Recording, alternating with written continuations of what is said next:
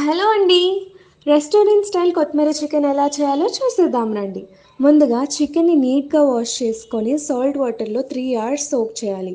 ఆ తర్వాత బౌల్ తీసుకొని అందులో 1 టేబుల్ స్పూన్ మైదా, 1 table spoon corn flour, 1 spoon మిరియాల పొడి, సాల్ట్ వేసుకొని బాగా మిక్స్ చేసుకోవాలి.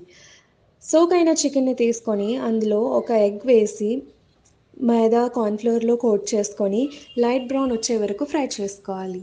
ఆ తర్వాత ఒక పాన్ తీసుకొని అందులో 50 గ్రామ్స్ బటర్, ఒక ఆనియన్, 5-6 పచ్చిమిర్చి చిన్న పీసెస్‌లో కట్ చేసుకొని వేసుకోవాలి. అల్లం వెల్లుల్లి 1 టేబుల్ స్పూన్ వేసుకోవాలి. వీడియోలో స్కిప్ అయింది బట్ మీరు మాత్రం మిస్ చేయకండి. కొత్తిమీర లీవ్స్ మాత్రమే వేసుకొని ఫ్రై చేసుకోవాలి. కొత్తిమీర ఎక్కువనే పడుతుంది. సో, ఆ తర్వాత ఫ్రై అయిన చికెన్ వేసి, కొంచెం బటర్ వేసి, ఫ్రెష్ క్రీమ్ వేసుకొని, సాల్ట్ అడ్జస్ట్ చేసుకుంటే రెస్టారెంట్ స్టైల్ కొత్తిమీర chicken is ready. Thank you.